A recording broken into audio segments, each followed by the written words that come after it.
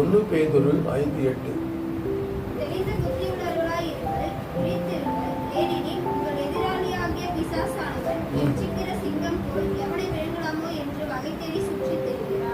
இந்த கடைசி காலத்தில் சாத்தானுடைய தந்திரங்களில் ஒன்று என்ன? சமாதானத்தை கெடுப்பது. அதுதான் அவனுடைய முக்கிய நோக்கம். சொல்லுவாங்க வீட்டுக்கு வீடு வாசப்படி அப்படின்னு சொல்லுவாங்க. ஆனா நாம் எப்படிப்பட்டவர்கள், எப்படிப்பட்ட ஒரு வீரனாய் இருந்தாலும், வேதத்தில் முற்றிலும் தேறியவனாய் இருந்தாலும், நன்மை செய்து சமாதானத்தை தேடி அதை பின்தொடர கடவன் என்று சொல்லி பார்க்கிறோம். பாருங்க, பொல்லாப்பை விட்டு நீங்கி நன்மை செய்து அதை எடுத்து சண்டெல்லாம் போடல, அவர்கள் துதி செய்ய தொடங்கினார்கள். அப்ப துதி செய்ய தொடங்கும் பொழுது சத்துருக்கள் என்ன செஞ்சாங்க தெரியுமா? ஒருவரோடு ஒருவர் என்ன எல்லையிலே வெட்டுண்டு விழுந்தார்கள். யோசபாத் என்ன செய்தார்? ஒன்றும் செய்தார், ஆண்டவரை துதித்தார், அவ்வளவுதான். ஆனால் அவரை எதிர்த்து வந்த விரோதிகள் என்ன செய்தார்கள் சொன்னா, ஒருவரை ஒருவர் வெட்டி மாய்த்து கொண்டார்கள். அதுதான் நம்ம பார்க்கிறோம். அப்ப எந்த அளவுக்கு நாம் ஆண்டவரை துதிக்கிறோமோ அந்த அளவுக்கு நம்மை தேவன் என்ன செய்வார்? அற்புதமாய் நடத்துவார் என்பதிலே சந்தேகமே இல்லை. ஏன்னா நம்ம வேதத்துல வாசிக்கிறோம் 122 சங்கீதம் 7 வசனத்தை வாசிக்கிறேன். 122:7.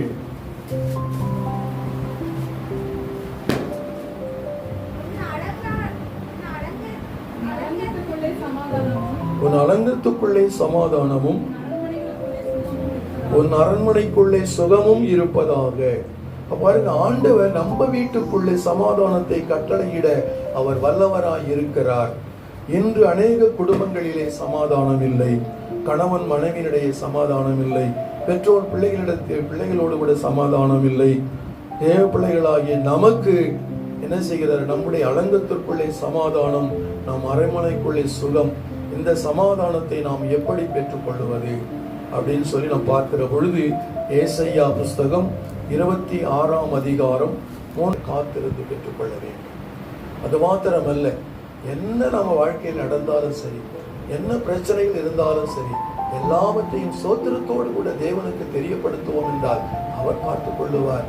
அதனால்தான் வேதம் சொல்கிறது, நீங்கள் சும்மா இருங்கள், உங்களுக்காக கர்த்தர் யுத்தம் செய்வார். அவர் யுத்தம் செய்யணும்னா நீங்க சும்மா இருக்கணும். நீங்க பதிலுக்கு பதில் எதுவுமே செய்யக்கூடாது. ஒருவன் நம்மை திட்டினாலும் சரி, நம்மை அடித்தாலும் சரி, நம்மை அவதூறாய் பேசினாலும் சரி, நாம அதுக்கு எதிராக நாம் போய் நின்று எதையுமே செய்யக்கூடாது. தேவ சமூகத்தை ஒப்படைத்து விட்டு காத்திருங்கள். நிச்சயமாக அந்த துதிக்கிற பிள்ளைகள் தான் ஜெயத்தை கொண்டு வருவார்கள். ஒரு சம்பவம் சொல்லி ஞாபகப்படுத்துகிறேன். ஒரு சுரங்க வேலையிலே நிறைய பேர் வேலை செய்து கொண்டிருந்தார்கள்.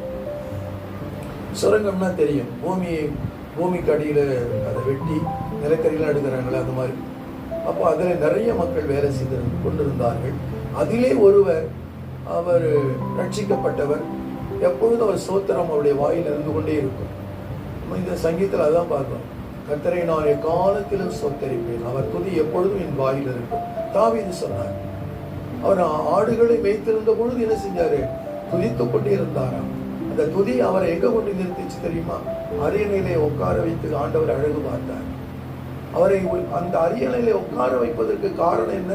அவர் எப்பொழுதும் ஆண்டவரை துதிக்கக்கூடியவராக இருந்தார். அது மாதிரி இந்த சுரங்கத்திலே வேலை செய்கிற ஒரு மனிதன் ரட்சிக்கப்பட்டு அவர் எப்பொழுதும் ஸ்தோத்திரம் சொல்லிக்கொண்டே இருப்பாராம். ஒரு நாள் என்ன நடந்தது அப்படின்னு சொன்னா, இடைவேளை அதாவது வேலை செஞ்சு மத்தியானம் இடைவேளை வந்தது.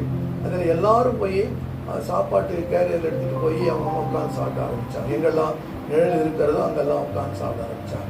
ஒரு பெரிய மலைன்னு சொல்லக்கூடாது, ஒரு பெரிய அதாவது மணல் மேடு, வெட்டி எடுக்கிற மணல்லாம் அவங்க குவிச்சு வச்சிருந்தாங்க.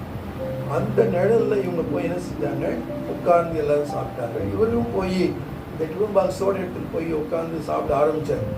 சோத்திரம் சொல்லி சாப்பிட ஆரம்பிச்சார். ஆண்டவரே, நீ கொடுத்த இந்த உணவுக்காக ஆண்டவரே உமக்கு நன்றியப்பா அப்படின்னு சொல்லிட்டு எல்லாரும் பார்த்து சிரிச்சாங்க. எல்லாரும் அவங்க கூட இருந்தவங்கலாம் பார்த்து சிரிச்சாங்க. சோத்திரம் ஏதோ சொல்லிட்டு கிடக்குதுரா அப்படின்னு சொல்லி. ஆனா நீ கொடுத்த ஆண்டவரே உமக்கு நன்றின்னு சொல்லி கண்ணை மூடி திறந்து பார்த்தா அதுக்குள்ளே ஒரு நாய் ஓடி வந்து இதை சாப்பாட்டை தூக்கி ஓடி போச்சு.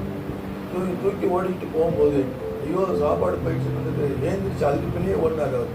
சாப்பாடு போனால் பரவாயில்ல, அது டிஃபன் பாக்ஸ் ஆகுது வேணுமே அப்படின்னு சொல்லிட்டு ஓடினாராம். ஓடிட்டு இருக்கும்போது என்ன நடந்ததுன்னு சொன்னா, இவர் அந்த நாய் ஓட இவரும் கூட ஓடுறாரு. நாய் தூக்கிட்டு ஓடிட்டே இருக்கு. இவர் ஓடிட்டே இருக்காரு.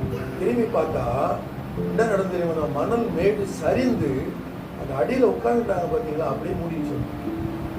ஆண்டவர் எப்படி அவரை காப்பாற்றினார். ஒரு 4 பேர் இறந்து போனார்கள். ஆனால் இந்த மனிதன் மட்டும் அங்கே இருந்திருந்தால் கண்டிப்பாக அவர் மரித்து போயிருப்பார். ஆனால் அவர் துதிக்கக்கூடிய மனிதனாக இருந்ததுனால கர்த்தர் அந்த பெரிய ஆபத்திலிருந்து தேவன் காப்பாற்றினார். ஆனால் நாம குடும்பத்தில் நமக்கு சமாதானம் வேண்டுமா? சமாதானக்காரர் இயேசு கிறிஸ்து தான். அவர் தான் சமாதானத்தை கொடுக்கிறார். என் சமாதானத்தை உங்களுக்கு கொடுக்கிறேன் என்று வாக்கு பண்ணினவர். அவர் மாறாதவர். அவர் நேற்றும் இன்றும் என்றும் மாறாத தெய்வம் அவர். ஆகவே அவரை நாம் உறுதியாய் பற்றிக் கொள்ள வேண்டும். அதான் ரொம்ப முக்கியம். உறுதியாய் நம்ம பற்றிக் கொள்வோம் என்றால் நாம் என்ன செய்ய முடியாது. நம்முடைய யாரும் நம்ம ஒண்ணுமே செய்ய முடியாது. பிசாசெல்லாம் நமக்கு ஒன்றும் செய்ய முடியாது. ஆண்டவரே சொன்னார், பிசாசுக்கு எதிர்த்து நில்லுங்கள், அவன் பயந்து ஓடி போவான். அவனுக்கண்டு நாம பயப்பட வேண்டியதில்லை, நம்ம கிட்ட அவன் பயப்படணும். ஏன்னா நாம ஜபிக்கக்கூடியவர்களாய் ஆண்டவரை துதிக்கக்கூடியவர்களாய் இருப்போம் என்றால் நம்மை பிசாசு தொடுவதற்கு அதிகாரம் நமக்கு கிடையவே கிடையாது. அதனால நமக்கு அதெல்லாம் பயப்பட வேண்டியது. ஆனால் குடும்பத்திலே அவன் இப்படிப்பட்ட காரியங்களை கொண்டு வருவான். நிந்தையை கொண்டு வருவான், அவமானத்தை கொண்டு வருவான், சமாதான குலைச்சலை கொண்டு வருவான். ஆனா இதை எல்லாவற்றையும் நம்ம பார்த்து நம்ம என்ன செய்யக்கூடாது, ஆண்டவரை விட்டு நம்ம பின்வாங்கி போகவே கூடாது. ஆண்டவரை நாம் உறுதியாய் பற்றிக் கொள்வோம் என்றால் நம்முடைய குடும்பத்திலே சமாதானம் எப்பொழுதும் இருக்கும். ஆகவே நீங்கள் எதை குறித்து கவலைப்படாமல் எல்லாவற்றையும்